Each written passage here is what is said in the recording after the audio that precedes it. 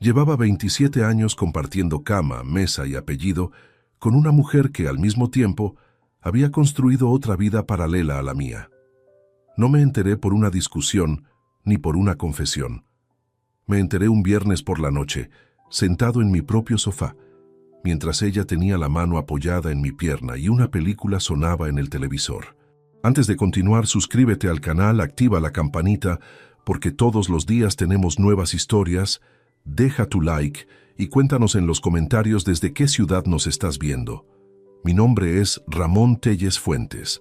Tengo 56 años y trabajo como supervisor industrial en una empresa metalúrgica en las afueras de Zaragoza, el mismo puesto que ocupo desde hace 16 años. No soy un hombre de palabras fáciles ni de gestos exagerados. Soy el tipo de persona que llega puntual, cumple lo que promete y da por sentado que los demás hacen lo mismo. Durante décadas consideré esa convicción una virtud. Tardé 27 años en entender que era simplemente mi mayor punto ciego. Sonia Jiménez. Alcántara tiene 52 años y administra una clínica dental en el centro de Zaragoza. Nos conocimos en octubre de 1996, en una cena en casa de un amigo común. Yo tenía 29 años y ella 25. Recuerdo que aquella noche llevaba un jersey verde oscuro y que tenía una manera de reírse que hacía que cualquier otra conversación en la misma habitación quedara en segundo plano. Nos pusimos juntos 4 meses después de aquella cena. Adrián, nuestro hijo, nació en 1997, antes de que formalizáramos nada, cuando éramos demasiado jóvenes para planear y demasiado decididos para echarnos atrás. Nos casamos en 2001, cuando el niño tenía ya 3 años y medio. 27 años juntos, 24 de matrimonio.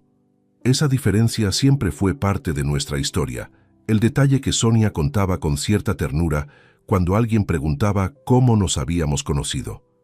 El 14 de marzo de 2023 era un viernes sin nada especial. Salí de la fábrica a las 6:15 de la tarde. Paré en la gasolinera de la avenida a echar combustible. Compré 2 sándwiches envasados en la máquina del vestíbulo porque Sonia había dicho por la mañana que no tenía ganas de cocinar. Y llegué a casa antes de las 7. El piso olía a la colonia que ella usaba desde hacía años, una mezcla de cítrico y algo más cálido que nunca supe nombrar con exactitud.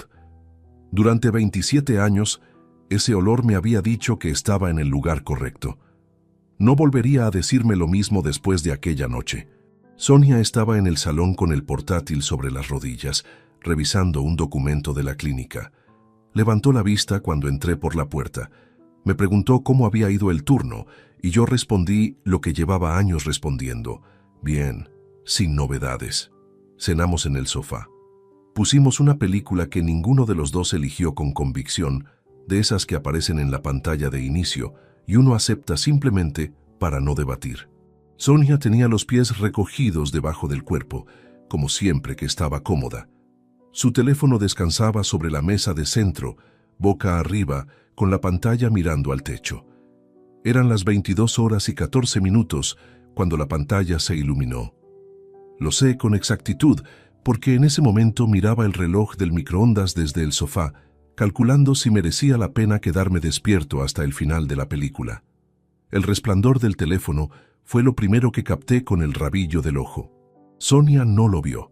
Tenía la mirada fija en el televisor justo en ese instante. Desde el ángulo donde yo estaba sentado, a su izquierda y ligeramente adelantado, la pantalla quedó perfectamente legible para mí. El nombre que apareció era Víctor H. Víctor Herrero Palomino, 49 años, ingeniero freelancer, un hombre al que conocía desde hacía 21 años, que había estado en mi boda, que había sostenido los anillos y brindado por nosotros delante de 80 invitados, que había comido en nuestra mesa más veces de las que podría contar. El padrino de mi matrimonio. Debería haber apartado la vista. Eso es lo que uno hace cuando el teléfono de otra persona se ilumina, mirar hacia otro lado. Pero no lo hice, no por sospecha ni por desconfianza, sino porque el texto estaba ahí, delante de mí, antes de que mi cerebro terminara de decidir que debía ignorarlo. El mensaje decía: ¿Ya estás en cama con él? Odio cuando no puedo tenerte para mí. Lo leí una vez, lo leí 2 veces, lo leí 3. La película seguía sonando. Voces, música de fondo, completamente ajenas a lo que acababa de ocurrir en aquel sofá. Sonia no se había movido. No sabía que yo había leído nada. Todo en aquella habitación continuaba exactamente igual que 30 segundos antes, y sin embargo algo en el centro del pecho acababa de romperse de una manera que supe, con una certeza extraña e inmediata, que no iba a tener reparación sencilla. No fue dolor al principio. Era algo más parecido al instante posterior a un golpe fuerte, cuando el cuerpo sabe que algo ha pasado, pero todavía no ha registrado el daño completo. Un silencio interior, absoluto, antes de que llegue la ola real. Aparté la vista del teléfono, miré el televisor, la película seguía. No sé cuántos minutos estuve así, fingiendo que prestaba atención a imágenes que no procesaba. Sonia se movió en algún momento, tomó el teléfono, lo desbloqueó, lo miró unos pocos segundos y lo dejó esta vez boca abajo sobre la mesa. Ese gesto pequeño, deliberado, que en cualquier otra noche habría pasado completamente desapercibido. Lo registré sin decirme a mí mismo que lo estaba registrando. ¿Tienes sueño?, me preguntó sin apartar los ojos del televisor. Un poco, respondí. Mi propia voz me desconcertó. Sonó completamente normal, como si los últimos 10 minutos no hubieran existido. A las 11:30 le dije que me dolía la cabeza y que me retiraba. Ella respondió que terminaría de ver la película. Me levanté, recogí los vasos, los llevé a la cocina, apagué la luz del pasillo y entré en el cuarto de hóspedes. No en nuestra habitación. No habría podido estar a su lado aquella noche, aunque lo hubiera intentado con todas mis fuerzas. Me senté en el borde de la cama, en la oscuridad completa, con las manos sobre las rodillas y el silencio del pasillo apretando desde afuera. Víctor Herrero, el hombre que había alzado la copa en mi boda y dicho, delante de todos, que Sonia y yo éramos lo mejor que cada uno tenía. El que me había llamado hermano en más ocasiones de las que era capaz de recordar, el que había estado presente en cada momento importante de los últimos 21 años. Yo le había creído, cada vez, sin dudar un solo instante. El ruido apagado del televisor llegaba desde el salón. Sonia seguía ahí, a 15 metros de distancia, terminando de ver la película que ninguno de los dos había elegido realmente. No lloré, no aquella noche. Me quedé sentado en aquel silencio durante más de 1 hora, dejando que la realidad se asentara con la lentitud brutal que tienen las cosas que uno no quiere terminar de aceptar del todo. Y antes de que el sueño me venciera, tomé la primera decisión que importaba. No diría nada. Todavía no. Necesitaba saber exactamente cuánto de lo que había construido en 27 años había sido real y cuánto había sido simplemente lo que me habían dejado ver. La cama del cuarto de huéspedes tiene un colchón más duro que el de la habitación principal. Lo sé porque lo noto cada vez que algún familiar viene de visita y luego se queja discretamente. Aquella noche lo noté también, pero no era el colchón lo que me impedía cerrar los ojos. Sonia apagó el televisor a las 12:20. Lo escuché desde el pasillo, el silencio que llega cuando cesa el murmullo constante de fondo que ni siquiera registras hasta que desaparece. Después, sus pasos. El grifo del baño. La puerta de la habitación principal cerrándose con ese sonido suave que hace cuando alguien la empuja sin prisa. Me quedé inmóvil. El techo del cuarto de huéspedes tiene una pequeña grieta en la esquina derecha, junto al rodapié superior. Llevaba años mirándola cada vez que entraba a buscar algo y nunca me había molestado en llamar a nadie para taparla. Aquella noche la miré durante lo que debieron ser 40 minutos seguidos y empecé a hacer algo que no había planeado. Recordar. No de forma ordenada. Los recuerdos no llegan ordenados cuando uno los convoca con esa clase de urgencia. Llegaron en fragmentos, sin cronología, cada uno desde un ángulo distinto. Febrero del año anterior. Sonia había pasado un fin de semana en San Sebastián con 2 compañeras de la clínica. Una escapada que organizaron porque una de ellas cumplía 45 años. Le pregunté quién era la que cumplía años. Me dijo un nombre, Marta. No recordé ninguna Marta entre el personal de la clínica, pero tampoco me detuve a cuestionar nada. Ella volvió el domingo por la tarde con buen humor y una caja de pastas del norte que yo agradecí sin darle más vueltas. Ese mismo fin de semana, Víctor había cancelado la partida de cartas que manteníamos todos los sábados con otros 2 amigos desde hacía años. Le escribí para preguntarle si todo iba bien. Me respondió que tenía un proyecto urgente de un cliente que no podía esperar. Un cliente. Un fin de semana. Lo había aceptado sin una sola pregunta adicional. Marzo, también del año anterior. Sonia llegó a casa con un bolso que yo no reconocía. Piel marrón, discreto, evidentemente caro. Le pregunté si era nuevo. Me dijo que había aprovechado unas rebajas en una tienda del centro y nombró una cifra razonable. No insistí porque nunca había sido el tipo de hombre que revisa los gastos de su mujer como si fuera un interrogatorio. Tendría que haberlo preguntado de otra manera, no por desconfianza, sino porque el bolso no tenía etiqueta. Los artículos rebajados siempre tienen etiqueta. Seguí revisando. Las noches en que ella revisaba el móvil en el baño, cosa que yo había atribuido al insomnio y a no querer molestarme con la luz encendida. La vez que contestó una llamada en el balcón en enero, con 3 grados bajo cero, diciendo que había demasiado ruido en el salón. Los domingos en que parecía levemente ausente durante el almuerzo, sentada a la mesa, pero con la mirada fija en un punto que nunca supe identificar. Ninguno de esos momentos, aislado, significaba nada concreto. Eso es precisamente lo que hace tan difícil digerirlo. Que cada pieza, sola, tiene una explicación perfectamente razonable. La traición no se construye con gestos evidentes que cualquiera puede detectar. Se construye con inconsistencias tan pequeñas que nadie en su sano juicio las catalogaría como señales de nada. Eran las 3 de la mañana. Me levanté, fui a la cocina descalzo, bebí agua de pie frente al fregadero. La calle estaba completamente quieta. Un único coche pasó mientras yo apoyaba los nudillos sobre la encimera de mármol, fría incluso en marzo, y miraba sin ver el jardín trasero que había tardado 2 veranos en arreglar con mis propias manos.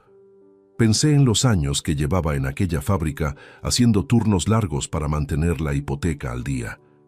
Pensé en las veces que había llegado agotado después de 12 horas de planta y me había quedado dormido antes de llegar a la cena. Sonia me había dicho en alguna de esas noches que yo estaba siempre en otro sitio. Probablemente tenía razón, pero estar en otro sitio para pagar las facturas no era lo mismo que construir una vida paralela a espaldas del otro, y confundir ambas cosas era una trampa en la que no tenía ninguna intención de caer. Recordé la boda. Mayo de 2001, en una finca a las afueras de la ciudad que habíamos reservado con 9 meses de antelación. Víctor había dado un discurso breve, sin notas, mirando directamente a los invitados. Había dicho que Sonia era la clase de persona que convertía cualquier lugar en hogar, y que yo era afortunado de haberla encontrado. Todos habían aplaudido.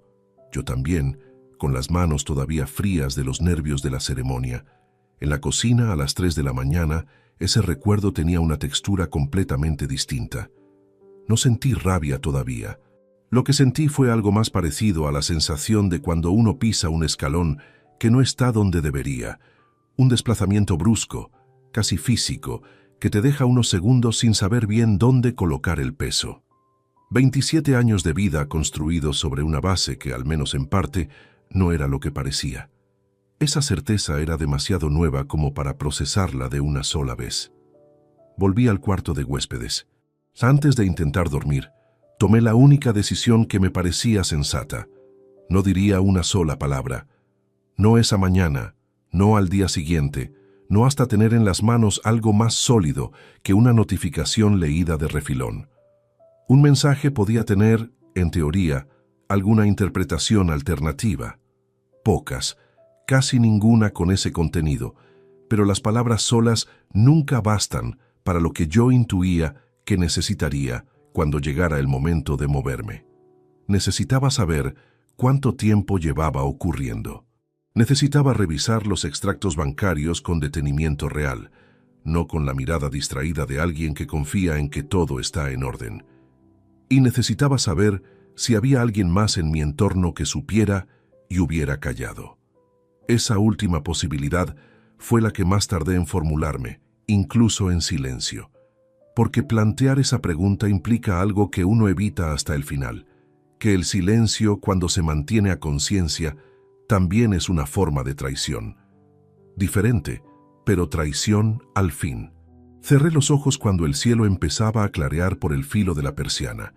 No dormí más de 2 horas, pero las 2 horas que dormí fueron las de alguien que ya había tomado una dirección, aunque todavía no conociera todos los caminos que esa dirección le iba a exigir recorrer.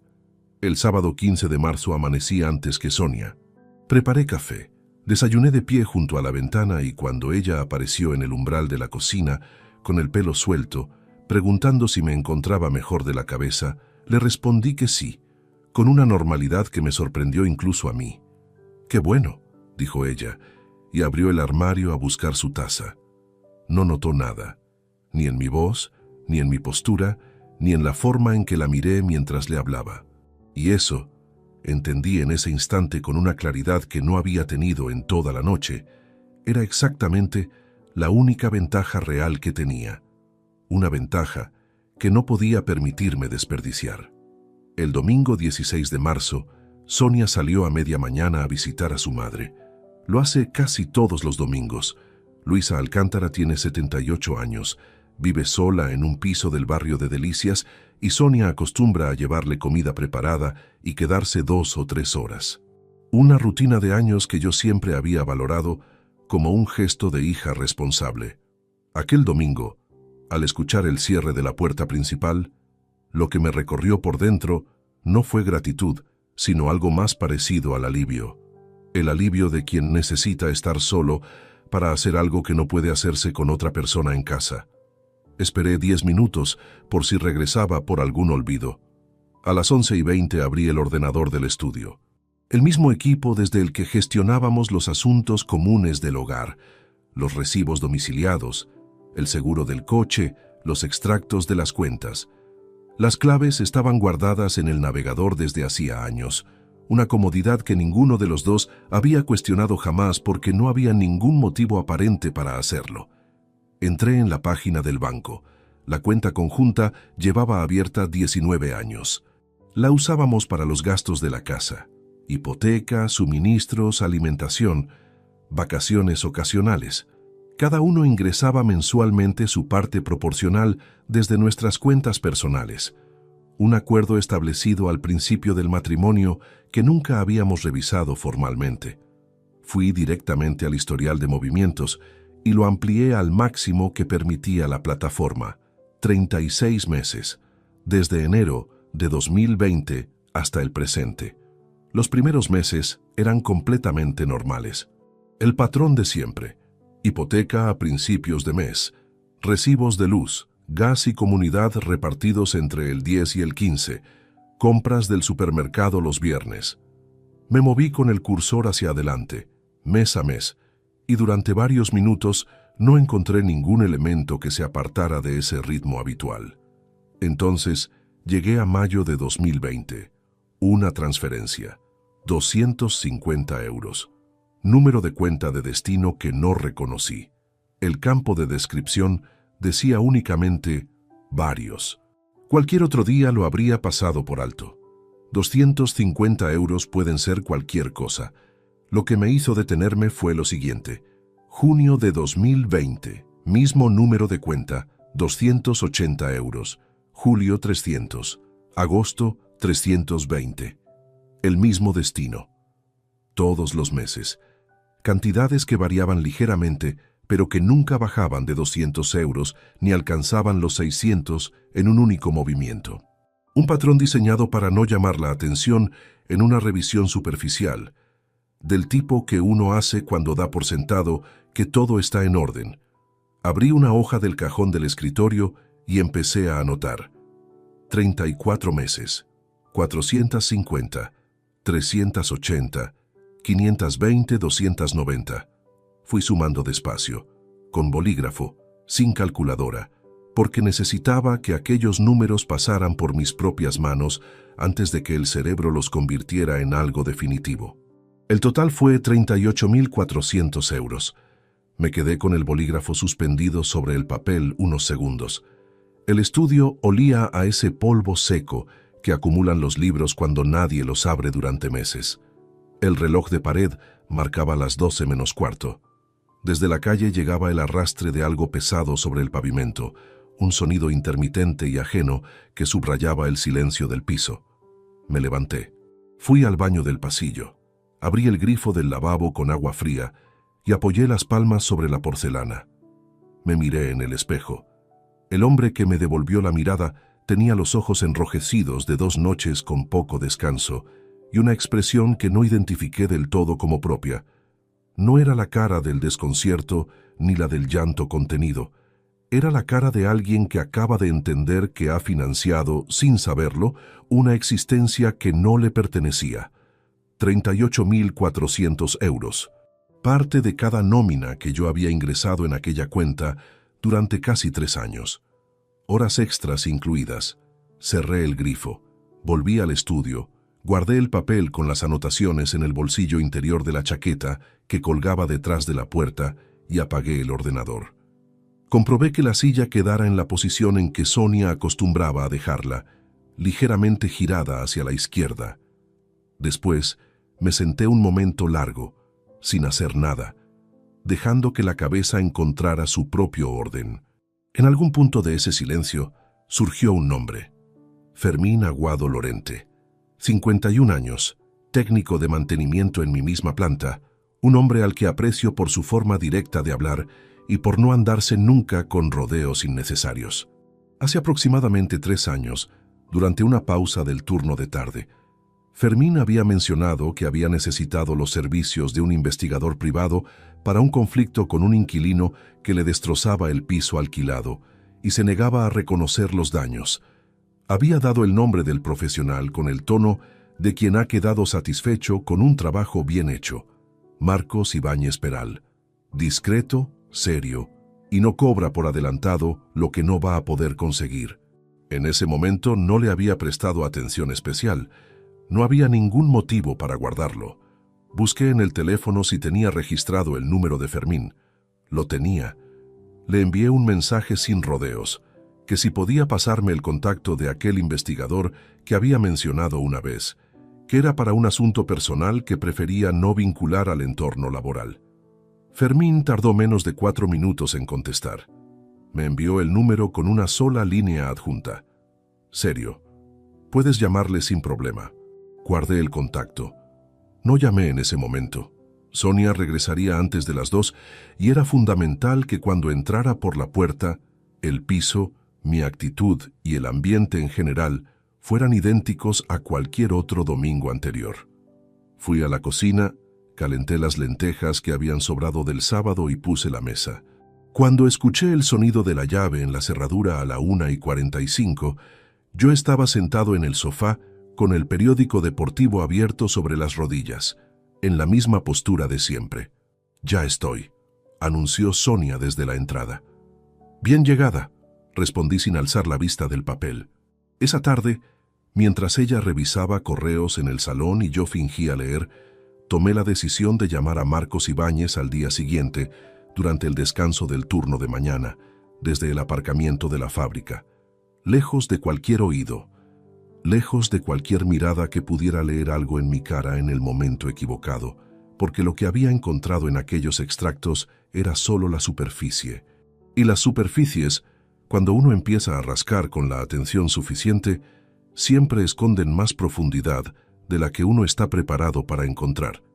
Llamé a Marcos Ibáñez Peral el lunes 17 de marzo, a las 10:40 de la mañana, desde el aparcamiento de la fábrica. Era el descanso del turno. Un grupo de compañeros fumaba junto a la entrada del almacén, a unos 30 metros de donde yo estaba.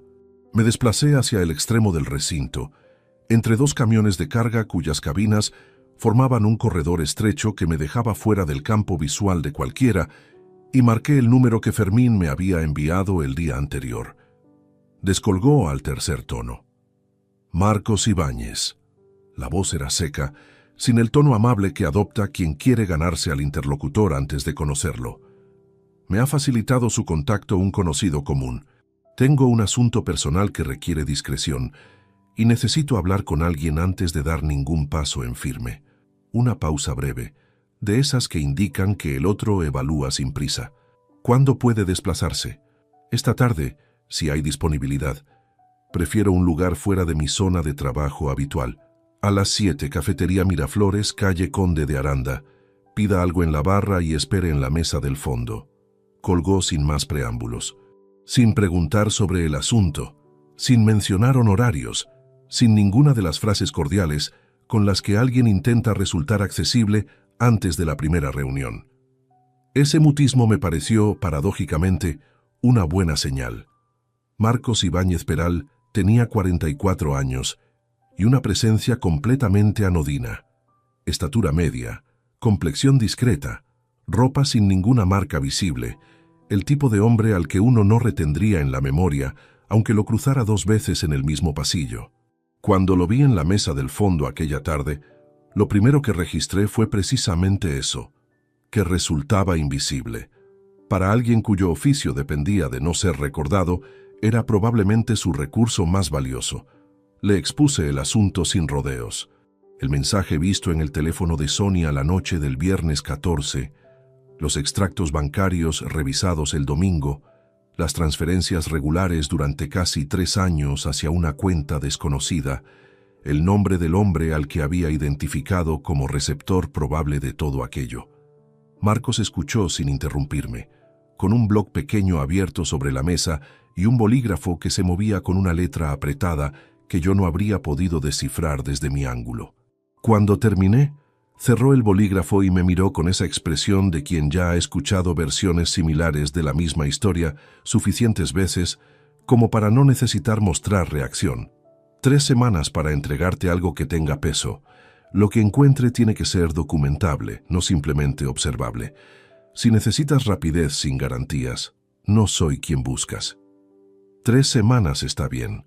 90 euros la hora de seguimiento activo, más desplazamiento si hay traslado fuera de Zaragoza. Factura detallada de cada jornada. No cobro lo que no pueda justificar por escrito. Le extendí la mano, la estrechó sin ningún gesto solemne y recogió el bloc. Salí de aquella cafetería a las 8 menos cuarto y conduje de vuelta a casa con la radio apagada. Sonia estaba en la cocina cuando entré, removiendo algo en un caso. Levantó la vista y me preguntó si había tenido el día pesado. Le respondí que el turno había sido largo y que tenía hambre. Cenamos, hablamos de cosas sin peso específico, y yo estuve presente en cada intercambio con la misma atención superficial de siempre, sin un solo gesto que delatara nada de lo que llevaba ocurriendo desde el viernes por la noche. Las 3 semanas que siguieron fueron las más lentas de mi vida reciente, no por lo que ocurrió durante ese periodo, sino exactamente por lo contrario. Nada cambió. Las mañanas con el café y el parte meteorológico en la cocina, las noches con alguna serie que ninguno de los dos seguía con atención real, los sábados con la compra y las llamadas familiares de siempre. Sonia no modificó ningún hábito visible. Revisaba el teléfono con la misma discreción de antes, respondía mensajes desde el baño en alguna ocasión concreta, llegaba de la clínica a su hora habitual. Yo lo observaba todo con una atención nueva, metódica, que me resultaba casi ajena a mí mismo, como si hubiera desarrollado una segunda capa de percepción que funcionaba en paralelo sin interferir con la primera. Marcos me envió un único mensaje a los 10 días.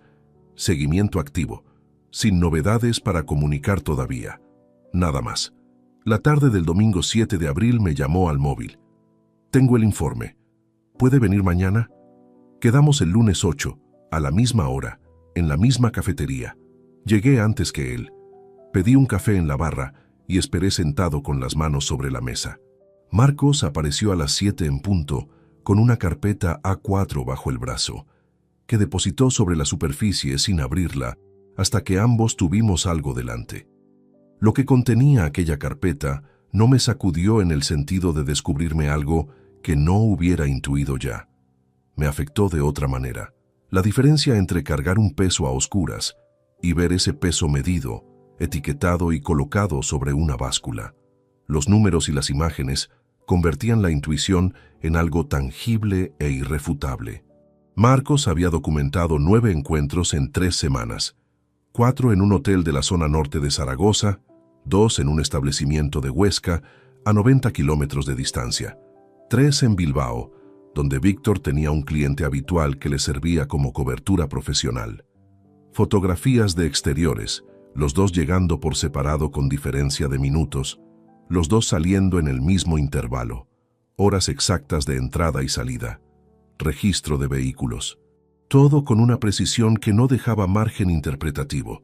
«Esto no es reciente», dijo Marcos mientras yo avanzaba página a página. «El patrón de desplazamientos está demasiado rodado. Llevan tiempo coordinando esto con una logística que no se improvisa en pocas semanas». Cerré la carpeta. En la última página figuraban las fechas exactas de los 9 encuentros registrados. Las repasé en silencio, una por una. Y entonces encontré algo que Marcos no había señalado, porque no había forma de que lo supiera. 3 de esas fechas correspondían a turnos de refuerzo nocturnos que yo había cubierto voluntariamente en la planta ese mismo mes. 12 horas bajo los tubos de neón de la nave industrial, por el complemento económico que aliviaba el margen justo a final de mes. Las horas extra que yo acumulaba para que la hipoteca no apretara demasiado. El tiempo que vendía con esfuerzo físico para mantener cierta holgura doméstica. Ese tiempo era el que ellos aprovechaban para verse sin apremios de horario. No dije nada durante casi un minuto. Marcos esperó con la expresión neutra de alguien habituado a entregarle a la gente el peso que habían venido a recoger, sin añadir nada que no le hubieran pedido. «¿Cuánto le debo?», dije finalmente. Me presentó la factura. 480 euros. 6 jornadas de seguimiento activo, más los desplazamientos a Huesca y Bilbao. Transferencia al día siguiente. Guardé la carpeta en el maletín, pagué los 2 cafés y salí a la calle. La tarde tenía esa luz limpia de principios de abril en Zaragoza, cuando el viento cesa y el sol todavía calienta con cierta generosidad.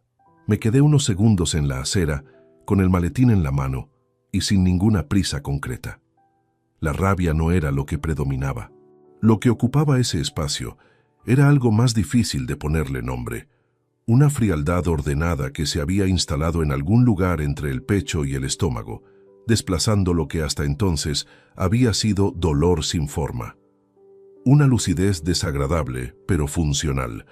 Tenía nombres, fechas, localizaciones y cifras. Ahora necesitaba saber qué podía hacerse con todo aquello de forma que fuera sólido, legal y sobre todo definitivo. Para eso necesitaba hablar con alguien que conociera las leyes mejor de lo que las conocía yo. Aquella noche, mientras Sonia dormía, abrí la carpeta de Marcos por segunda vez, no en la cafetería, con otro hombre al otro lado de la mesa y el ruido de fondo de la hora punta. En el estudio con la lámpara de escritorio encendida y el resto del piso en silencio, donde cada página podía examinarse con la atención que ese contexto no había permitido. Las fotografías de los hoteles las revisé con una lentitud diferente a la de aquella tarde. Ya no había ningún efecto de novedad que absorber. Lo que quedaba era el trabajo de asimilación que hace la mente cuando necesita convertir lo provisional en definitivo. Sonia y Víctor entrando al Hotel Goya de Zaragoza a las 3:15 de la tarde de un miércoles. Víctor saliendo del mismo establecimiento a las 6:10. Sonia 15 minutos después, con el bolso marrón que yo había visto por primera vez el año anterior y que ella había justificado con unas rebajas. Cerré la carpeta sobre el escritorio y apoyé las manos sobre la cubierta. El ordenador estaba encendido. Sonia lo había utilizado antes de cenar para revisar unos presupuestos de la clínica y no lo había apagado. Lo había dejado en modo reposo con la pantalla apagada, pero el sistema activo, algo que hacía con frecuencia cuando pensaba retomarlo más tarde y luego se olvidaba. Moví el ratón para activar la pantalla. El navegador tenía 3 pestañas abiertas: el portal de gestión de la clínica, un comparador de vuelos que Sonia consultaba de vez en cuando y una sesión de WhatsApp web con el icono activo. La sesión no había caducado. Los mensajes seguían sincronizándose en tiempo real con su teléfono. Durante varios segundos no hice nada. Sonia estaba en la habitación principal, dormida desde las 11, cosa que había podido verificar al pasar por el pasillo media hora antes. No había ningún sonido excepto el tráfico lejano de la avenida y el zumbido casi imperceptible del ventilador del equipo. El primer impulso fue cerrar la pestaña. Existe una distinción entre reunir información necesaria y traspasar un límite que tiene nombre propio. Pero me detuve antes de mover el cursor. Sonia había iniciado esa sesión en un equipo de uso compartido, en el mismo ordenador al que ambos accedíamos libremente desde hacía años, sin contraseña adicional ni ninguna restricción técnica. Aquella sesión estaba abierta en nuestra casa, en nuestro escritorio, al alcance de cualquiera que encendiera la pantalla. Decidí mirar. Las conversaciones más recientes eran lo esperable.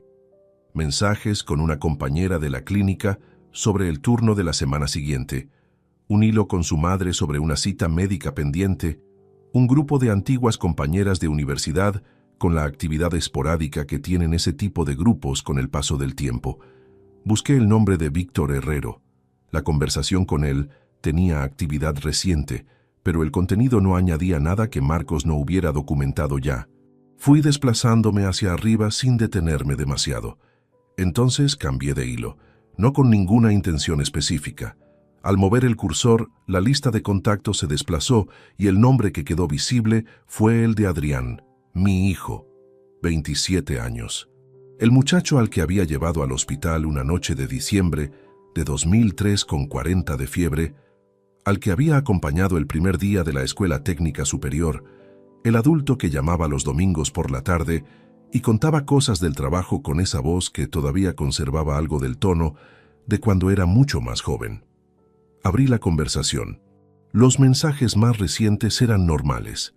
Una fecha de visita pendiente, la foto de un plano en el que estaba trabajando, algún comentario sobre el tiempo en Madrid. Fui subiendo. Semanas, meses atrás. Y entonces lo encontré. Un mensaje de Adrián a Sonia, fechado el 19 de febrero de 2023 a las 21 horas y 38 minutos. Mamá, papá me preguntó anoche si Víctor había llamado esta semana. Le dije que no sé nada. Cuídate. Lo leí una vez. Lo leí 2 veces. A la tercera dejé de contar. No era una frase que admitiera interpretaciones paralelas. No era la reacción de alguien que hubiera respondido por inercia a una pregunta que le había pillado sin tiempo de pensar. Era la comunicación de alguien que había evaluado la situación con detenimiento, había elegido una postura y confirmaba esa elección a quien le importaba conocerla. Le dije que no sé nada. No supe qué responderle. Ni me preguntó y me quedé sin palabras. Le dije, verbo en pasado, acción deliberada, plena conciencia del gesto. Y el cierre, cuídate. No la despedida habitual de un hijo a su madre, la frase de alguien que es parte de algo y sabe que el otro corre un riesgo que él mismo ha contribuido a encubrir. Me recosté en la silla y miré el techo.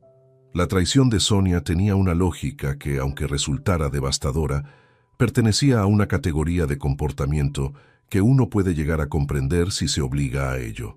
Los matrimonios acumulan distancias. La gente toma decisiones que dañan a quienes tienen al lado, y aunque nada de eso constituye justificación de ningún tipo, al menos existe un marco en el que puede situarse. Lo de Adrián no tenía ese marco. Adrián no había vivido el desgaste interno de una relación larga. Entre él y yo no había ninguna fractura acumulada que explicara aquella frase. Era un hijo que había recibido información que le concernía de una forma directa, que debería haberle importado de una forma específica, y que había elegido proteger a uno de los implicados mientras mantenía al otro en la oscuridad. Esa decisión no se toma en un instante de confusión, se toma con tiempo, con claridad, sabiendo exactamente lo que significa y lo que cuesta al que queda fuera. Saqué el teléfono y fotografié la pantalla. Hice 3 capturas desde ángulos distintos, asegurándome de que la fecha, la hora y el nombre del remitente fueran perfectamente legibles en cada una.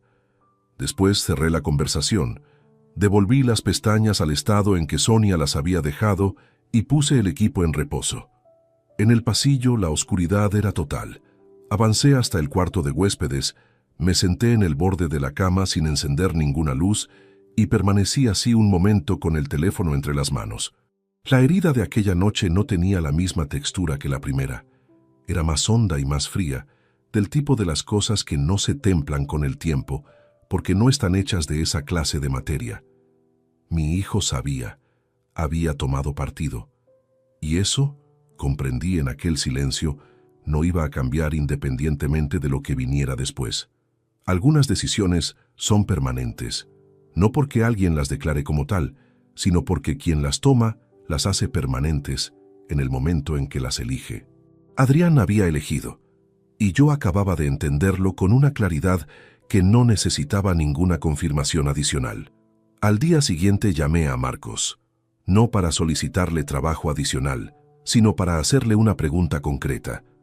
Si en el ejercicio habitual de su actividad había colaborado con algún abogado especializado en derecho de familia en Zaragoza al que pudiera recomendar sin reservas. Hubo una pausa breve al otro lado de la línea. Dolores Cárdenas Rubio. Despacho en la calle San Miguel. Seria, va directamente a lo procesable y no pierde el tiempo con lo que no tiene recorrido legal. Si tienes lo que me describiste, ella sabrá exactamente qué hacer con ello. Me facilitó el número. Llamé desde el aparcamiento de la fábrica durante el descanso del turno de mañana, el mismo rincón entre los dos camiones que ya me había servido semanas atrás. Una recepcionista recogió mis datos y me ofreció cita para el miércoles 10 de abril a las 5 de la tarde. Acepté sin negociar el horario. El despacho de Dolores Cárdenas Rubio ocupaba el segundo piso de un edificio de fachada discreta en la calle San Miguel, a 2 manzanas del paseo principal. 48 años, cabello oscuro recogido con una sobriedad que no buscaba ningún efecto particular, expresión atenta sin condescendencia. Me recibió junto al escritorio, indicó el asiento con un gesto y se instaló frente a mí sin los rodeos habituales de introducción. Puso un bloc abierto sobre la superficie y esperó. Le entregué la carpeta de Marcos, los extractos bancarios con las transferencias señaladas y las 3 capturas de pantalla del mensaje de WhatsApp. Las examinó en orden, sin interrumpir su lectura con ningún comentario, con el ritmo metódico de quien sabe distinguir lo que tiene peso jurídico de lo que solo lo tiene emocional. Tardó aproximadamente 12 minutos en revisar el conjunto completo. Cuando levantó la vista, lo primero que dijo fue directo y sin adornos. Las fotografías y los registros de seguimiento son válidos como indicio. Combinados con los extractos bancarios, tienen consistencia suficiente para sostener un procedimiento con garantías. ¿Y las transferencias específicamente? Es lo más robusto que me has traído. Apoyó los antebrazos sobre el escritorio. En el ordenamiento español existe la figura de la dilapidación del patrimonio conyugal. Si se acredita que fondos procedentes de bienes gananciales fueron destinados de forma sistemática a sostener una relación extramatrimonial, el juez puede considerarlo al establecer la liquidación de la sociedad. No opera de forma automática, requiere prueba y argumentación sólida. Pero con 3 años de transferencias regulares documentadas y los registros que sitúan al destinatario en contexto, hay base suficiente para solicitarlo. ¿Hay alguna estimación de lo que puede reconocerse? No te voy a dar una cifra porque depende del criterio del juez y de lo que consigamos acreditar durante el procedimiento. Lo que sí puedo decirte es que la cantidad total está respaldada por los movimientos bancarios, y eso ya es considerablemente más de lo que llega a este despacho en la mayoría de los casos. Hice una pausa antes de continuar, porque lo que venía a continuación era lo que más me había costado poner en palabras desde aquella noche del lunes. Tengo un hijo, 27 años. Hay constancia de que conocía la situación y tomó una postura activa para cubrirla. Dolores no alteró la expresión. Anotó algo en el blog. ¿Activa en qué sentido? Le mostré la captura del mensaje de Adrián. La leyó. La devolvió sobre la mesa, con el mismo gesto neutro con el que había revisado el resto del material. Esto no tiene incidencia directa en el procedimiento de divorcio. Tu hijo es mayor de edad. No existe custodia ni régimen de visitas que gestionar. Desde el punto de vista jurídico no es parte del proceso. Una pausa breve. Desde el punto de vista personal, eso es territorio tuyo. No añadí nada. Guardé la captura junto al resto. Los pasos siguientes los explicó con la misma precisión que había empleado al revisar los documentos. Primero, no modificar ningún activo de la cuenta conjunta ni alterar bien patrimonial compartido alguno antes de formalizar la demanda, porque cualquier movimiento unilateral anterior a la presentación podía debilitar la posición. Segundo, ella necesitaba una relación completa de todos los bienes gananciales: el piso de la avenida, los vehículos, los planes de pensiones, cualquier inversión o ahorro constituido durante el matrimonio. Tercero, una semana para preparar el escrito inicial. ¿Cuándo quieres que esto arranque?, preguntó cerrando el bloc. Cuando todo esté en orden y no haya margen para errores. Eso lo decides tú. Solo te anticipo que una vez presentada la demanda, tu esposa será notificada por el juzgado. A partir de ese momento, el factor sorpresa desaparece por completo. Por eso quiero que no quede ningún cabo suelto antes de dar ese paso. Salí del despacho a las 6:15 con una lista de documentos pendientes y la certeza de haber cruzado un límite que no tenía ninguna intención de desandar. La calle estaba animada a esa hora, gente saliendo de oficinas, tráfico denso en la esquina, el ruido ordinario de una tarde de miércoles en Zaragoza. Nada de aquello guardaba ninguna relación con lo que acababa de ocurrir en el segundo piso de aquel edificio. Llegué a casa cerca de las 7:10. Sonia estaba en el salón con el portátil sobre las rodillas. Levantó la vista cuando oyó la puerta. «Llegas tarde». Tenía que revisar unos documentos de la empresa con un asesor externo. Se alargó más de lo previsto. ¿Comiste algo? Un bocadillo antes de la reunión. Si hay algo en la nevera, lo caliento. Hice lentejas. Están en el caso con la tapa puesta. Me cambié de ropa, calenté el plato y puse la mesa. Sonia se unió unos minutos después. Hablamos de lo que se habla. Una avería en la clínica que había retrasado el turno de tarde, el precio de ciertos productos que seguía subiendo sin explicación razonable, una llamada de su madre que se había alargado más de lo habitual. Yo respondí donde hacía falta. Recogí los platos cuando terminamos y me instalé en el sillón con el periódico mientras ella retomaba el portátil. Desde fuera, cualquiera que hubiera asomado a aquel salón aquella noche habría visto a una pareja en la rutina tranquila de un miércoles cualquiera. Dos personas en sus respectivos sitios, sin ninguna fricción aparente, en el orden silencioso de los hogares que llevan años funcionando sobre rieles conocidos. Nadie habría intuido que uno de los dos ya había puesto en marcha algo que no admitía interrupción, y que lo más exigente, desde ese momento en adelante, no sería actuar, sino continuar esperando con el mismo rostro de siempre. La lista que Dolores me había entregado al cierre de nuestra reunión ocupaba una cara de folio escrito a mano con letra apretada. Escrituras del piso de la avenida, certificado de cargas hipotecarias, los 3 últimos años de declaraciones conjuntas de renta, los extractos completos de la cuenta ganancial desde enero de 2020, documentación acreditativa de los 2 vehículos y estados actualizados de los planes de pensiones de ambos. Pasé los días siguientes reuniendo cada documento sin que Sonia advirtiera nada. La mayor parte de los originales llevaban años en una carpeta de cartón verde archivada en el estudio, una de esas acumulaciones domésticas a las que nadie presta atención hasta que alguien las necesita. Saqué lo que necesitaba en distintos momentos, siempre con el piso vacío. Lo fotocopié en la tienda de impresión de la esquina y devolví cada papel al archivador exactamente como lo había encontrado. Las declaraciones de renta las descargué directamente del portal tributario. Un proceso meticuloso pero no complicado, del tipo que exige paciencia más que ingenio. El sábado 15 de abril, Sonia marchó temprano a la clínica para resolver un problema con el sistema de facturación que arrastraba desde la semana anterior. Me dejó libre durante casi 4 horas. Las empleé en revisar sobre el escritorio todo el material reunido, verificando que ningún documento estuviera incompleto ni desordenado, con la misma atención con que uno revisa un andamio antes de cargarle peso. Al final de esa mañana, tenía una carpeta notablemente más gruesa que la que Marcos me había entregado en la cafetería. El martes 16 la llevé al despacho de la calle San Miguel durante la pausa del mediodía. Dolores la examinó en diagonal para confirmar que nada faltaba y expuso el paso siguiente con la misma concisión de la reunión anterior. Necesitaba que un perito contable analizara los movimientos bancarios para cuantificar de forma oficial el total desviado y acreditar la naturaleza de cada transferencia. Sin ese documento pericial, los extractos que yo había reunido eran prueba relevante, pero no tasada. Con él, serían argumento procesable. El perito con quien colaboro habitualmente se llama Tomás Verdejo Alarcón, 49 años, experiencia en procedimientos de familia desde hace más de 15.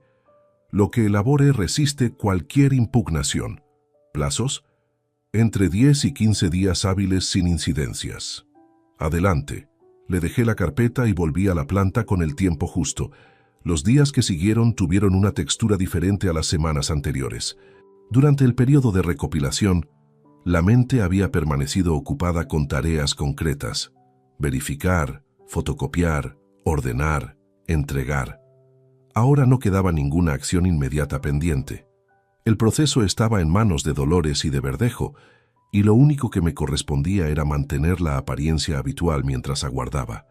Esa espera resultó, en ciertos momentos, más exigente que todo lo anterior, no porque ocurriera nada externo que la alterara. Sonia siguió con sus rutinas sin modificar ningún detalle visible. Las mañanas, las cenas, los sábados con la compra, las llamadas a su madre los domingos. Víctor no fue mencionado ni una sola vez. El piso tenía el mismo aspecto que cualquier hogar donde 2 personas viven sin conflicto aparente. Lo difícil era otra cosa. Había una noche hacia finales de abril en que aquello se volvió especialmente concreto. Sonia llegó de la clínica con el cansancio visible de quien ha gestionado un conflicto entre personas durante horas, con esa tensión particular que se acumula en la zona del cuello y que yo le había visto muchas veces a lo largo de los años. Se dejó caer en el sofá y apoyó la nuca contra el respaldo con los ojos cerrados. Durante unos segundos fue simplemente una persona agotada al final de una jornada larga. No sentí compasión, tampoco lo contrario. Lo que sentí fue algo más difícil de ubicar en cualquier categoría conocida. Una especie de distancia fría, como el espacio que queda en un armario después de retirar algo que llevaba mucho tiempo ocupando ese sitio.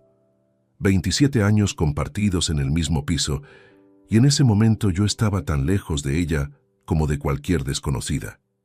No con rabia, simplemente lejos, sin retorno. Me levanté a preparar la cena sin decir nada. El lunes 30 de abril, Dolores llamó al móvil durante el turno de tarde. El informe de Verdejo está terminado. Hay que revisarlo juntos. Quedamos para el día siguiente.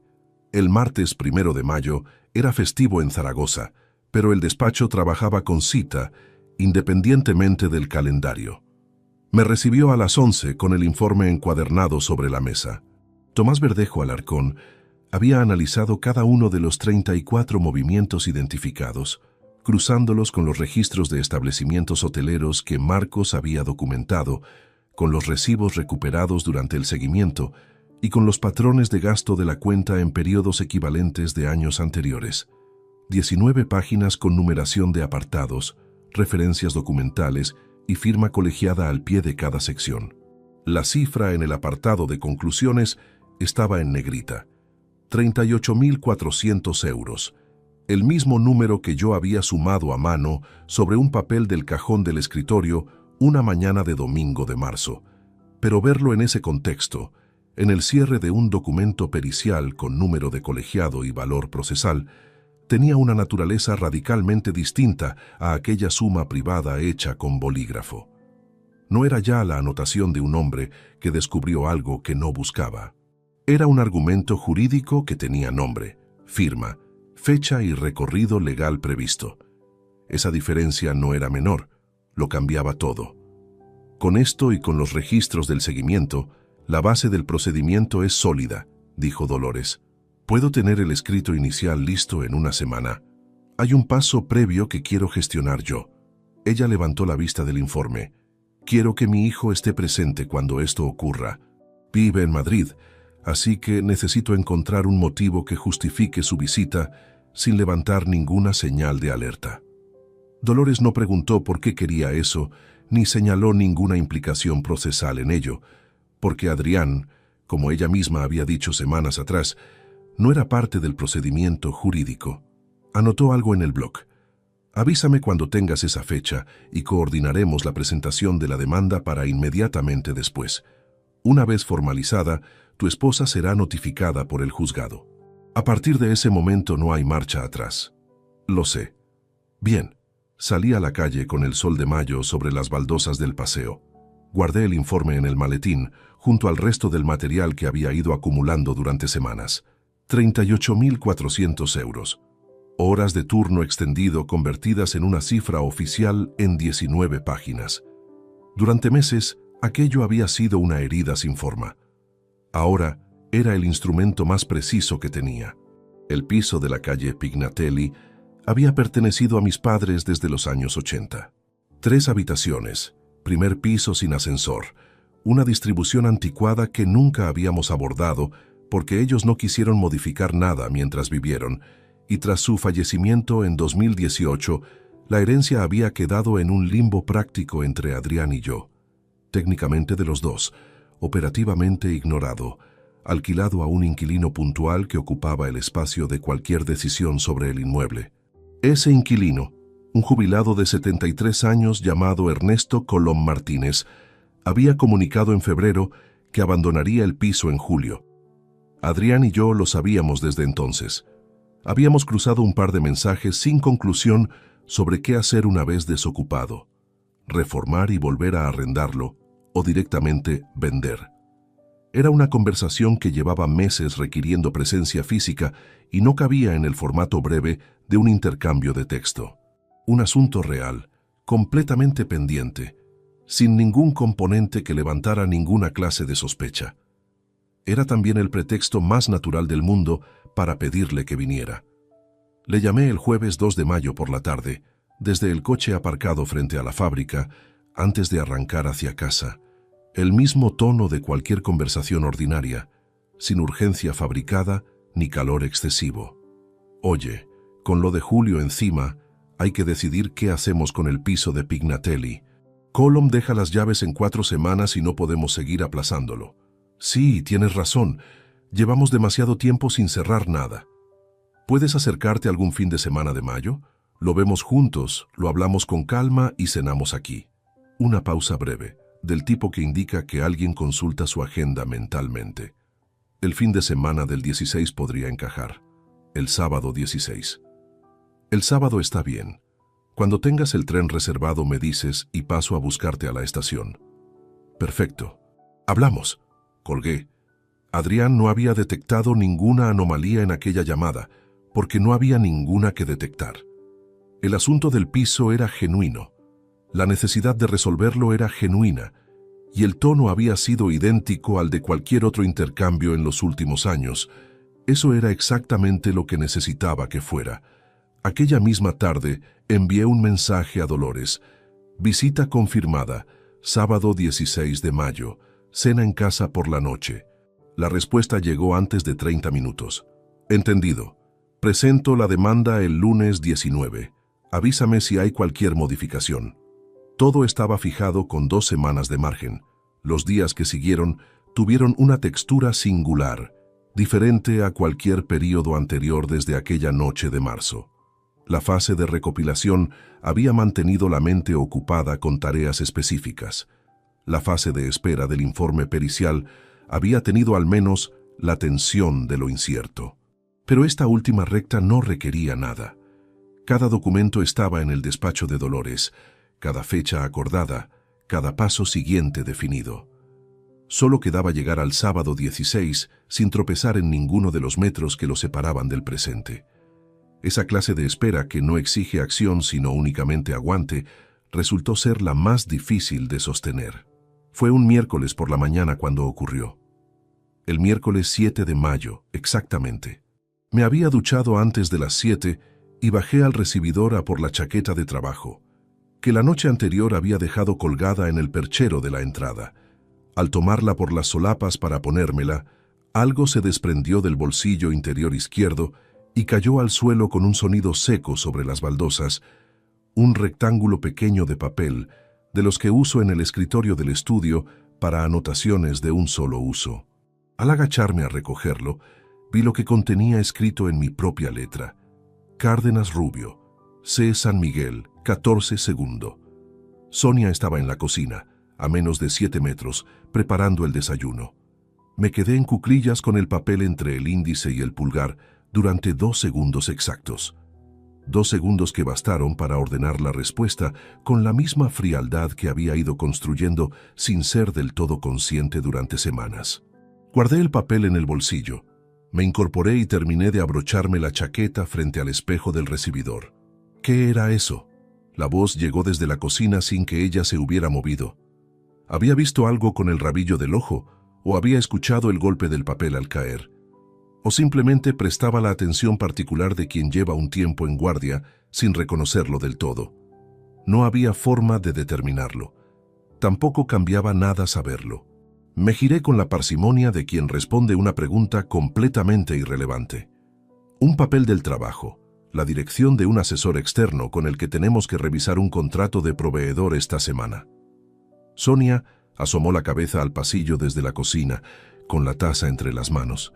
Me observó durante un instante que duró algo más de lo habitual. ¿Y andas guardando eso en el bolsillo de la chaqueta? Lo anoté ayer por la tarde y no quería olvidarlo esta mañana. Una pausa de exactamente la duración adecuada. Ni demasiado corta, que habría resultado brusca, ni demasiado larga, que habría resultado elaborada. Sonia, no revises lo que cae de mis bolsillos. Aquello la detuvo, no por ningún tono agresivo, que no lo había habido, sino por la naturalidad completamente ordinaria de la réplica. Quien miente bajo presión tiende a justificarse en exceso o a cortarse antes de tiempo. Yo no había hecho ninguna de las dos cosas. Había respondido con la ligera incomodidad de un hombre al que le molesta que curioseen en sus asuntos de trabajo, y esa incomodidad era perfectamente real. No estaba revisando nada. Lo vi caer al suelo. Ya. Terminé de ajustarme el cuello frente al espejo. El café lo tomo rápido, tengo el turno a las 7:15. Entré a la cocina, serví el café, lo bebí de pie frente al fregadero. Sonia había vuelto a la mesa con el portátil y no dijo nada más. Cuando dejé la taza en el escurridor y cogí las llaves del gancho, me despedí con el mismo monosílabo de cualquier mañana ordinaria. Salí al rellano y cerré la puerta tras de mí. En el ascensor, durante los 4 pisos de bajada, apoyé los nudillos sobre la pared metálica de la cabina. Las manos temblaban levemente contra el frío del metal, no de forma visible, no con la sacudida de quien acaba de sufrir un susto, con esa vibración mínima e interna que el cuerpo produce cuando ha contenido durante varios minutos algo que pedía salida y no encontró ninguna. La voz, en cambio, no había variado ni en el tono, ni en la cadencia, ni en el ritmo. En ningún momento. 9 días. 9 días separaban ese miércoles del sábado 16 de mayo. Llegué a la fábrica a las 7:10. Fiché, me cambié al mono de trabajo y arranqué el turno con el mismo gesto de cualquier otra mañana. Nadie en aquella planta habría podido adivinar nada, y eso en ese punto del camino era lo único que importaba seguir sosteniendo. Los 9 días que separaban el miércoles 7 del sábado 16 de mayo los viví de una manera que no había experimentado en ningún período anterior desde aquella noche de marzo. Hasta entonces, cada etapa de espera había tenido alguna tarea pendiente que la estructuraba. Obtener el contacto de Marcos, revisar los extractos, reunir los documentos, entregar la carpeta a Dolores, aguardar el informe de Verdejo, fijar la fecha con Adrián. Siempre había un paso concreto al final que convertía la espera en un tránsito hacia algo. Esos 9 días, en cambio, no contenían ninguna gestión adicional. Todo estaba en orden. Dolores tenía el material completo en el despacho. El escrito de demanda descansaba preparado, listo para presentarse el lunes 19 en cuanto yo enviara la señal. Adrián había confirmado su llegada en el tren de las 12:30 del sábado. No quedaba nada por hacer excepto llegar. Fui a la fábrica cada día, cubrí el turno, comí en el comedor con los compañeros habituales y conduje de vuelta a casa. Sonia y yo cenamos juntos como siempre. Vi pasar la semana desde dentro como quien observa el agua desde la orilla. El movimiento era constante, pero la posición propia no cambiaba. Hubo una sola vez, el jueves por la noche, en que algo estuvo a punto de fracturar la superficie. Sonia entró al estudio mientras yo revisaba correos de la empresa. Se acercó por detrás sin que yo la oyera llegar y apoyó las manos en mis hombros, apretándolos brevemente con ese gesto que no requiere ninguna respuesta verbal. Un gesto de los de siempre, de los que durante años habían pasado completamente desapercibidos. Me quedé inmóvil durante el segundo que duró. No me aparté ni reaccioné de ninguna forma que pudiera leerse como rechazo. Emití un sonido vago que podía interpretarse como reconocimiento y seguí mirando la pantalla. Ella retiró las manos y salió del estudio sin añadir nada. Escuché sus pasos alejarse por el corredor. Eso fue todo. Pero fue suficiente para dejarme un rato largo frente al monitor sin procesar nada de lo que tenía delante. El sábado 16 de mayo amaneció con nubes bajas y una temperatura que no terminaba de decidirse, una de esas mañanas de primavera tardía que en Zaragoza conservan todavía algo del peso del invierno. Sonia salió a la compra temprano. Yo preparé el coche y a las 12 menos cuarto conduje hacia la estación de Delicias. El tren llegó con 4 minutos de demora. Adrián apareció entre el grupo de pasajeros con una mochila pequeña al hombro, el mismo abrigo gris del invierno anterior y esa manera de avanzar con el teléfono en la mano que había desarrollado desde que empezó a trabajar en Madrid, como si el ritmo de la capital le hubiera impreso una urgencia que no abandonaba del todo ni en los desplazamientos sin prisa. Me vio desde lejos y levantó la barbilla a modo de saludo. «¿Qué tal el viaje?», le pregunté cuando llegó a mi altura. «Lleno, pero sin incidencias. El tiempo aquí no ayuda». Caminamos juntos hacia el parking cubierto. La conversación fue completamente ordinaria durante el trayecto. El proyecto de obra en el que llevaba trabajando 2 meses en Madrid, el estado de la A2 a esa hora del sábado, si Sonia había cocinado o habían pensado pedir algo. Adrián hablaba con la naturalidad de quien no tiene ningún motivo para no hacerlo. Eso era exactamente lo que yo necesitaba que fuera aquella tarde. Fuimos directamente al piso de la calle Pignatelli. Ernesto Colom tenía ya varias cajas apiladas junto a la entrada, señal de que el vaciado avanzaba más rápido de lo previsto. Recorrimos las 3 habitaciones sin apresurarnos, evaluando el estado de las paredes, la fontanería, los marcos de las ventanas que llevaban años sin renovarse. Adrián hizo preguntas concretas, revisó el contador de la luz con más atención de la que yo esperaba y tomó nota en el teléfono de algunas medidas. Hablamos de presupuestos aproximados, de los metros útiles reales frente a los registrados, de lo que permitía el mercado de alquiler en esa zona del barrio comparado con lo que había valido 10 años atrás. Una conversación completamente funcional entre 2 personas que comparten un asunto heredado y buscan la solución más razonable. Durante todo ese tiempo lo observé con una percepción doble que ya conocía bien. El exterior, que respondía a sus preguntas y asentía ante sus observaciones, y el interior, que registraba cada gesto con plena conciencia de que aquella tarde tenía una cuenta atrás que él ignoraba por completo. Llegamos a casa cerca de las 2:15. Sonia tenía la mesa puesta y el cordero al horno ya con el olor instalado en todo el piso.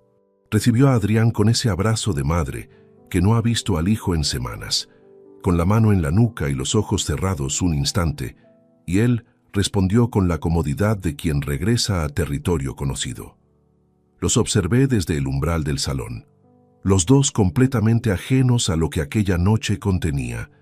La cena fue larga y ruidosa a su manera. Vino en la mesa desde el principio, el cordero, el pan de la panadería de abajo que Sonia había bajado a buscar esa mañana. Adrián contó cosas del trabajo en Madrid. Habló de un compañero de piso que se marchaba al extranjero. Comentó que quizás en otoño valoraría buscar algo más estable en Zaragoza.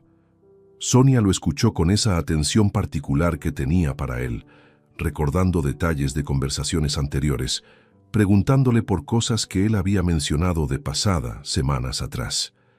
Yo intervine cuando correspondía, sin forzar ninguna presencia que rompiera el ritmo natural de la mesa. Fueron pasando los platos. El segundo vino bajó despacio. El reloj de la cocina marcó las 10, después las 10:15.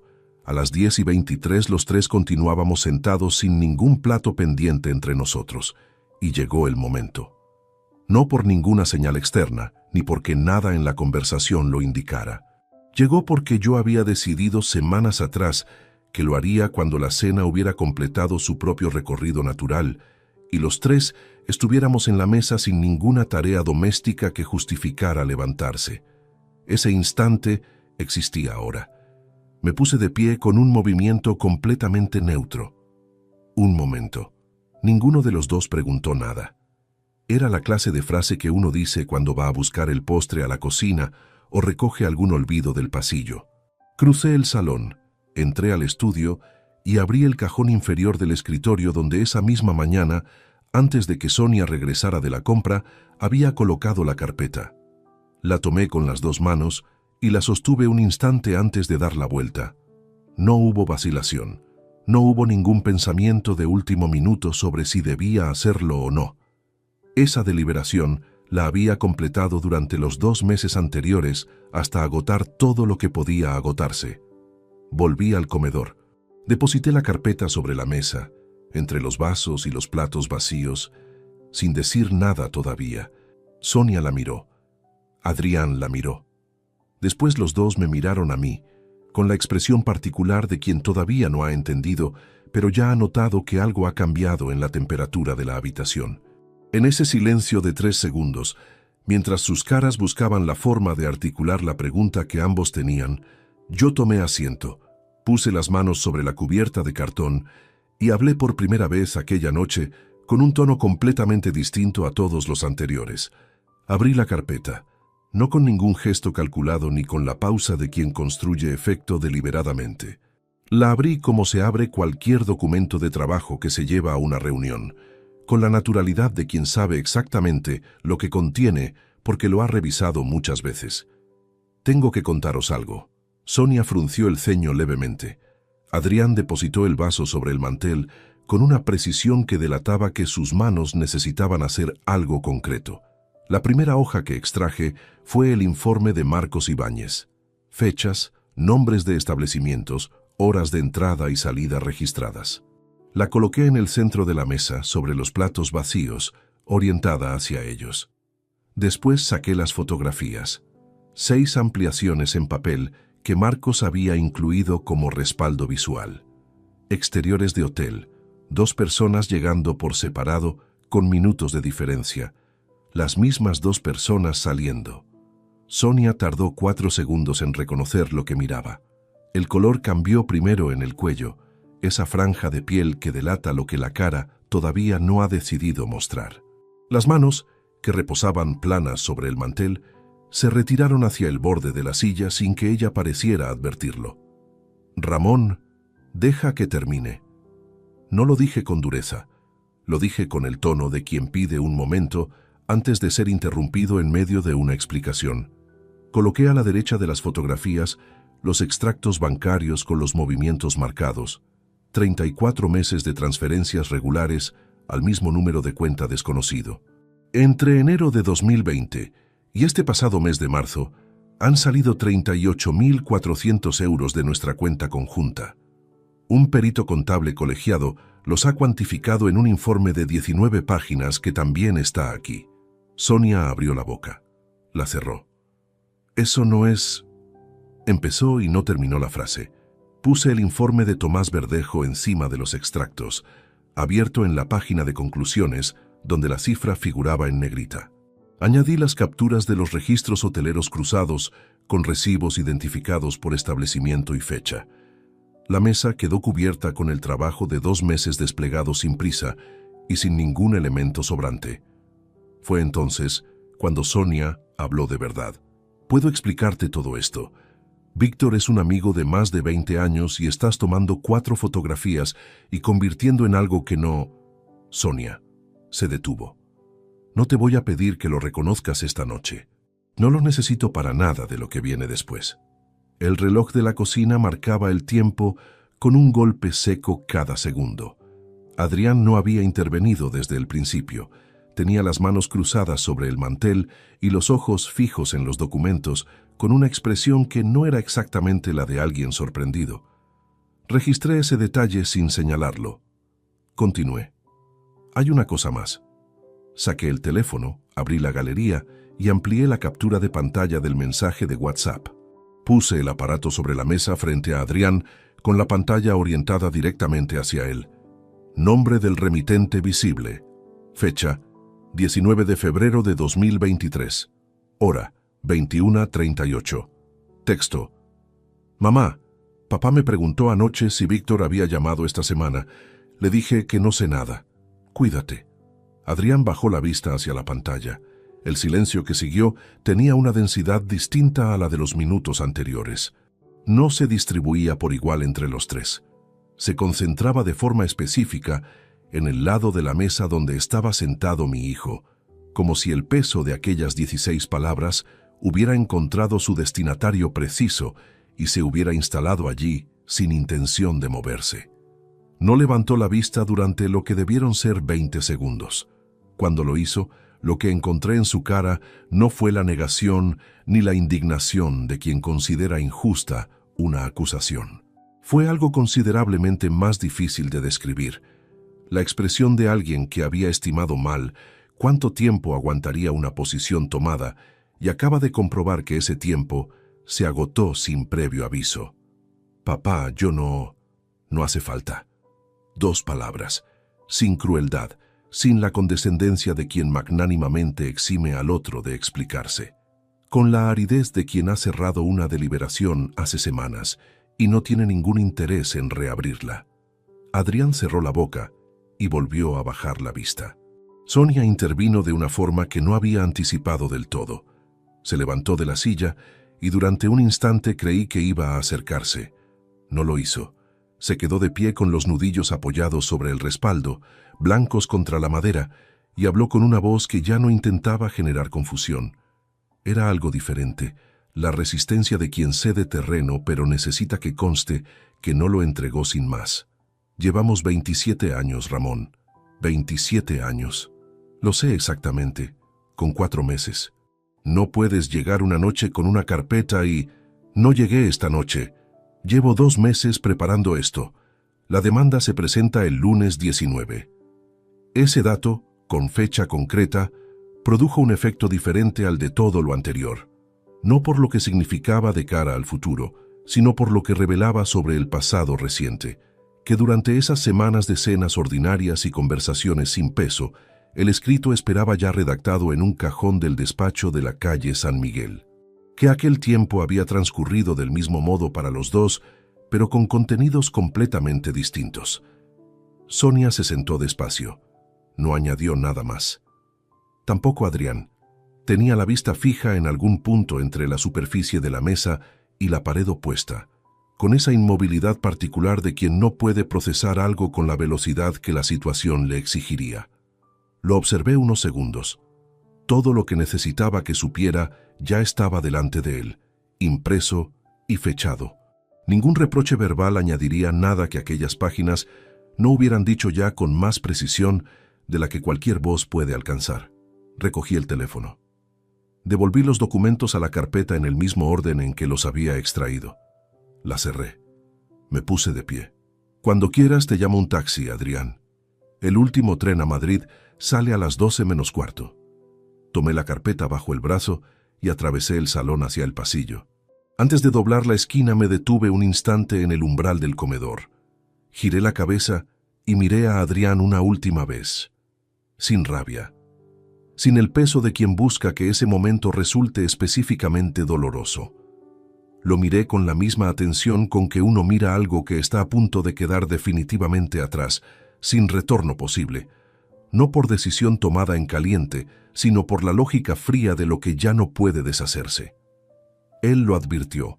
Levantó la vista en el instante exacto en que yo ya apartaba la mía. Eso fue suficiente. Entré al estudio, deposité la carpeta sobre el escritorio y me instalé en la silla. Desde el comedor no llegaba ningún sonido, ni voces, ni movimiento, ni el roce de sillas sobre el suelo. Solo el reloj de la cocina marcando cada segundo con el mismo golpe indiferente de siempre, ajeno por completo a lo que acababa de ocurrir a 3 metros de su esfera. Adrián tomó el taxi a las 11:15. No hubo despedida extensa ni escena en la puerta. Se puso el abrigo en el recibidor, recogió la mochila del perchero y me miró desde el umbral con la expresión de quien necesita decir algo, pero ha perdido acceso al vocabulario que lo haría posible. Yo estaba de pie junto al pasillo, a 3 metros con las manos en los bolsillos. «Papá, el taxi está abajo». Bajó las escaleras sin añadir nada. Escuché sus pasos en los peldaños hasta que el ruido del portal al cerrarse los borró por completo. Me quedé en el recibidor unos segundos con la vista en la puerta. Después apagué la luz del pasillo y entré al cuarto de huéspedes por última vez. No sé si Sonia durmió aquella noche en la habitación principal o simplemente estuvo tumbada mirando el techo. Yo tampoco dormí demasiado, pero era una vigilia completamente distinta a la de aquel primer sábado de marzo, sin el desconcierto de quien acaba de recibir un golpe sin haber sido advertido. Era la vigilia de quien ha completado algo y todavía no ha aprendido a ocupar el silencio que eso deja detrás. El lunes 19 de mayo, Dolores presentó la demanda. Lo supe por un mensaje durante el turno de mañana, a las 10:42. Presentado. Notificación a la parte contraria en los próximos días hábiles. Guardé el teléfono, ajusté los parámetros del equipo que supervisaba en ese momento y continué el turno sin modificar ningún gesto hacia afuera. La notificación llegó a Sonia el jueves 22. Sé la fecha, porque cuando entré a casa aquella tarde, el ambiente del piso tenía una densidad diferente a la de cualquier jornada anterior. Ella estaba sentada en el salón, con el sobre abierto sobre la mesa y la expresión de quien ha estado aguardando algo que ya no puede esquivar. No dijo nada cuando crucé el umbral. Yo tampoco. Esa noche dormí en el cuarto de huéspedes sin necesidad de ninguna excusa, y al día siguiente contacté a Dolores para confirmar que podía buscar alojamiento fuera del domicilio familiar durante el proceso. Me confirmó que no había impedimento legal. El sábado 24 de mayo recogí lo esencial en 2 maletas y me instalé en un apartamento de alquiler en el barrio de Las Fuentes. 110 metros cuadrados, 4ª planta, muebles de uso que no me pertenecían y una terraza pequeña con vistas a un patio interior. El primer domingo que amanecí allí, con el café sobre la encimera y el ruido de una ciudad que no reconocía del todo desde ese ángulo nuevo, entendí que la vida que había llevado hasta aquel viernes de marzo ya no existía. No estaba deteriorada ni en proceso de reparación, sencillamente ya no existía. El procedimiento de divorcio se extendió durante 8 meses, no con la crispación que la gente imagina cuando escucha esa palabra, sin confrontaciones en los pasillos del juzgado ni audiencias de tono elevado. Dolores gestionó cada fase con la misma eficiencia metódica que me había mostrado desde la primera reunión. Sonia contrató a un abogado, Gerardo Valls Esteban, que presentó alegaciones razonables dentro de lo previsible. El informe de Tomás Verdejo resistió sin ninguna incidencia durante el proceso. La liquidación de la sociedad de gananciales avanzó según los términos que Dolores había proyectado desde el principio. En enero de 2024, el Juzgado de Familia de Zaragoza emitió sentencia. Ramón Telles Fuentes recibía el 50% de los bienes gananciales, más una compensación de 32.800 euros, reconocida por el juez como equivalente a la dilapidación del caudal común, acreditada en el informe pericial. No la totalidad de los 38.400, porque el criterio judicial raramente otorga el 100% de lo solicitado en estos procedimientos, Dolores me lo había anticipado desde el inicio. 32.800, dentro del margen real que los tribunales reconocen en casos de esta naturaleza, era un resultado sólido y respaldado. El piso de la avenida se adjudicó mediante acuerdo entre las partes. El importe resultante me permitió adquirir un apartamento propio en el barrio de Torrero. 3 habitaciones, tercera planta, orientación sur. Firmé las escrituras el 16 de febrero de 2024, solo ante el notario, con la misma serenidad con que se firma cualquier documento que lleva suficiente tiempo preparado. De Víctor Herrero supe, por vías que no busqué activamente, que él y Sonia estuvieron juntos menos de 4 meses tras la sentencia. El dinero que él había representado para ella durante años, la comodidad sostenida a costa de nuestra cuenta conjunta, ya no estaba disponible. Los hoteles de Bilbao y las escapadas a Huesca tenían un precio diferente cuando nadie los financiaba sin saberlo. Las cosas que se sostienen con el esfuerzo ajeno suelen revelarse como lo que son en el momento en que ese esfuerzo desaparece. No sentí ninguna satisfacción duradera al conocerlo. Quizás algo parecido durante 3 segundos, y después ya no quedó nada reconocible. Adrián llamó en 3 ocasiones entre junio y octubre de 2024. La primera vez, un martes por la tarde, dejé que el teléfono terminara de sonar. La segunda, un domingo de agosto que coincidía con mi cumpleaños, observé su nombre en la pantalla durante los 4 segundos que duró la llamada antes de derivarse al buzón. La tercera me escribió un mensaje de 4 líneas, que quería hablar, que entendía que yo estuviera enfadado, que le diera la oportunidad de explicarse. No respondí a ninguna de las 3. No por ira acumulada, ni por el hábito de quien prolonga deliberadamente una situación dolorosa para el otro. Lo que había decidido la noche del 16 de mayo no había nacido del calor de un momento, sino de algo bastante más frío y más permanente.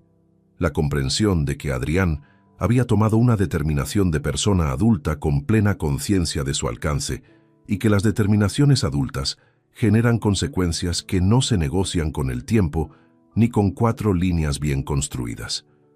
Yo había sido el padre que merece otra consideración.